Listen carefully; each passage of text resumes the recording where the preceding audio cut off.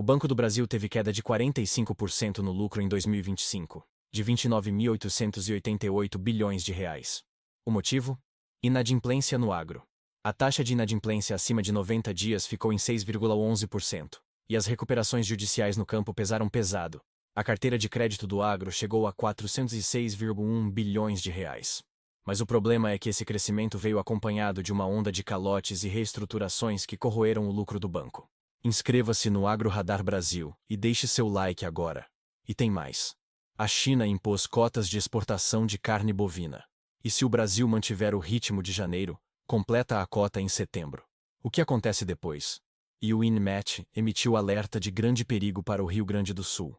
Tempestades severas começam nesta quinta-feira, 12 de fevereiro, com acumulados superiores a 100 milímetros e ventos acima de 100 km por hora. Vou explicar tudo isso. O Banco do Brasil encerrou 2025 com um lucro líquido ajustado de 29.888 bilhões de reais. Essa marca representa uma queda expressiva de 45% em relação ao ano anterior. O desempenho reflete o maior nível de endividamento desde 2014 até hoje, principalmente com a elevação da carteira de crédito ligada ao agronegócio. Um resultado considerado grave e deteriorado pelo mercado. Queria reforçar que eu acompanho o mercado e as decisões 24 horas por dia, para trazer a informação e o que realmente impacta o seu bolso, sem enrolação. Se você valoriza esse trabalho de trazer o alerta antes que o prejuízo chegue na sua porteira, apoie o nosso canal. Você pode enviar um valeu demais tocando no botão aqui embaixo do vídeo, ou nos comentários, como está aparecendo aí na sua tela, ou você pode se tornar um membro do canal como está na tela também. O seu apoio fortalece nossa voz e garante que a gente continue aqui, todo santo dia, sendo a voz de quem produz e não tem tempo de ficar vigiando. Vou te mostrar os números que explicam essa queda. Embora o banco tenha apresentado crescimento em suas carteiras de crédito, atingindo 1.257 trilhão de reais em tamanho, o aumento do índice de crédito acabou pesando nos resultados. O índice de inadimplência acima de 90 dias permaneceu em 6,11%. Com elevação significativa na comparação com o trimestre anterior. E aqui está o problema central. Segundo os dados trimestrais divulgados na terça-feira, 11 de fevereiro, o crédito do agronegócio subiu, mas também ampliou consideravelmente o índice de inadimplência. O agronegócio, responsável por uma principal fronteira do crédito no banco, veio afetado por uma consolidação de problemas, incluindo dificuldades financeiras de produtores e onda de recuperações judiciais no campo. Este cenário levou o Banco do Brasil a criar operações e provisões de proteção, para garantir a estabilidade de seus resultados. Mesmo diante desse ambiente mais desafiador, a carteira de crédito ligada ao agronegócio e agricultura familiar apresentou crescimento. O saldo totalizou 406,1 bilhões de reais, avanço de 2,1% em 12 meses. Nos primeiros meses do Plano Safra 2025 e 2026, os financiamentos alcançaram mais de 123 bilhões de reais, com vista em mitigação dos riscos para famílias e médios produtores. Mas o momento de reestruturação no campo afeta diretamente os números de retorno do banco. Analistas destacam como as recuperações judiciais pressionam as operações, principalmente na área do agronegócio. No quarto trimestre, o lucro líquido ajustado foi de 6,7 bilhões de reais. Queda de 51,7% frente ao trimestre anterior. E aqui está a conta que não fecha. O banco cresce na carteira de crédito, mas o lucro despenca. Por quê? Porque tem que provisionar bilhões para cobrir calotes. E as recuperações judiciais no agro estão multiplicando essas provisões. Outros indicadores mostram a pressão. O índice de Basileia de capital, onde o mínimo regulamentar está em 10,5%, o banco mantém 14,5%. O índice de eficiência encerrou 2025 em 36,3%. São números que mostram um banco sólido em estrutura, mas sangrando no resultado por causa da inadimplência no agro. Agora eu vou te mostrar a notícia que pode travar as exportações brasileiras de carne. As cotas de exportação impostas pela China ao mercado global de carne bovina trazem preocupações à cadeia pecuária brasileira. A China é o maior destino da commodity nacional. E isso preocupa os pesquisadores do CPEA. Mas o ano começa confirmando as perspectivas de que a demanda externa pela carne bovina brasileira seguirá em crescimento, mesmo nesse cenário desafiador. Segundo dados da SESEX, o volume total de carne bovina exportado pelo Brasil em janeiro somou 258,94 mil toneladas, um recorde para o mês, superando o até então melhor início de ano, registrado em 2025. A China foi destino de 46,3% do total escoado pelo Brasil em janeiro, porcentagem próxima da média de 2025, que foi de 47,67%.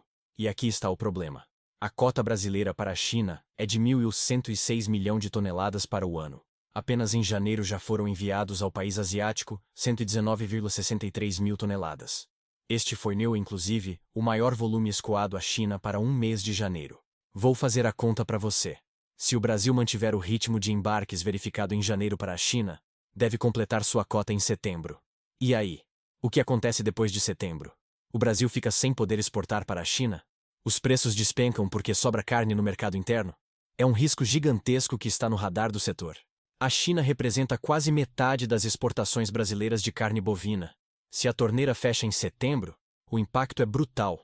E não tem como compensar rapidamente com outros mercados, porque a China compra volume e paga bem. Se ela sair do jogo por 3 meses, de outubro a dezembro, o mercado brasileiro de boi gordo sente o baque. Agora vem uma notícia internacional que pode ter impacto indireto. 2 navios da Marinha dos Exomaewa colidiram em águas próximas à América do Sul. Um navio de guerra e um navio de abastecimento colidiram durante a operação de reabastecimento na quarta-feira, 11 de fevereiro. Informou o Wall Street Journal, citando um porta-voz militar. 2 tripulantes sofreram ferimentos leves após a colisão entre os navios. A Reuters não pôde verificar imediatamente a notícia, mas o Wall Street Journal confirmou a informação. Por que isso importa para o agro? Porque qualquer instabilidade em rotas comerciais ou tensões geopolíticas na região pode afetar o fluxo de exportações. E o Brasil exporta carne para o mundo todo. Agora, eu vou te mostrar o alerta climático que o INMET emitiu para o Rio Grande do Sul. A partir desta quinta-feira, 12 de fevereiro, o estado volta a receber precipitações. Após um longo período de altas temperaturas, o avanço de uma frente fria, combinado com a entrada de umidade vinda da região amazônica, deve provocar mudanças bruscas nas condições meteorológicas. O Instituto Nacional de Meteorologia emitiu alertas que variam entre o nível de perigo e grande perigo. A transição climática não será apenas marcada pela queda nos termômetros, mas também por eventos severos. As regiões Oeste, Campanha e Central são as mais vulneráveis no momento. De acordo com o mapa de precipitações para as próximas 24 horas, os acumulados nessas áreas podem ultrapassar os 100 milímetros, o que gera preocupação imediata quanto ao risco de alagamentos e transbordamento de arroios. Além da chuva volumosa, há previsão de ventos intensos, com rajadas que podem superar os 100 km por hora, e queda isolada de granizo. Fatores que elevam o potencial de danos à infraestrutura e à rede elétrica. Para o setor agrícola, o retorno das chuvas é recebido com cautela. Por um lado, a umidade auxilia na recuperação do solo após o forte calor. Por outro, a intensidade prevista das tempestades pode prejudicar lavouras em estágios críticos de desenvolvimento. A tendência é que a instabilidade persista ao longo do fim de semana, com as temperaturas apresentando um declínio gradual conforme o sistema frontal avança em direção a Santa Catarina e ao Paraná. Olhando para o horizonte de 7 dias, o cenário aponta para uma manutenção da umidade em grande parte do território nacional. O mapa de acumulados até o dia 19 de fevereiro revela que as chuvas devem se intensificar não apenas no sul, mas também em uma ampla faixa que corta o país, abrangendo o Mato Grosso, Goiás e Minas Gerais, com volumes que podem atingir entre 100 milímetros e 150 milímetros em pontos isolados. Essa persistência das precipitações na próxima semana indica que o corredor de umidade continuará ativo, mantendo os solos úmidos e favorecendo as bacias hidrográficas das regiões Norte e Central. No entanto, para o Rio Grande do Sul e Santa Catarina, o acumulado de 7 dias sugere que o sistema frontal de hoje é o evento mais severo do período, com os volumes diminuindo gradualmente após a passagem dessa frente fria inicial.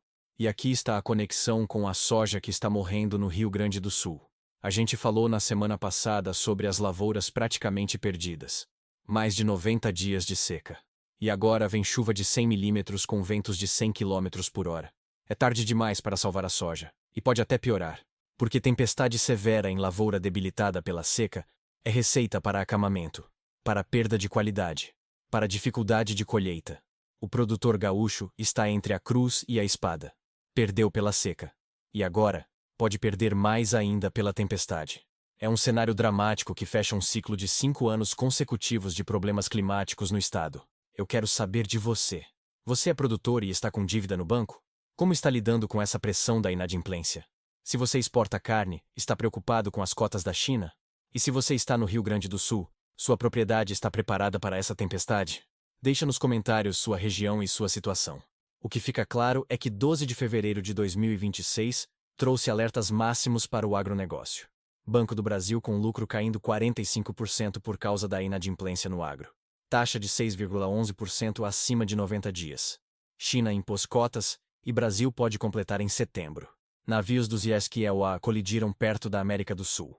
E INMET emitiu alerta de grande perigo para tempestades no RS. Mais de 100 milímetros e ventos de 100 km por hora. Se você chegou até aqui, inscreve no Agro Radar Brasil, ativa as notificações e compartilha esse vídeo com outros produtores. Bancos em crise com o agro. China pode travar carne. E tempestade severa chegando no sul. Quem tem informação toma decisões melhores. Até a próxima análise.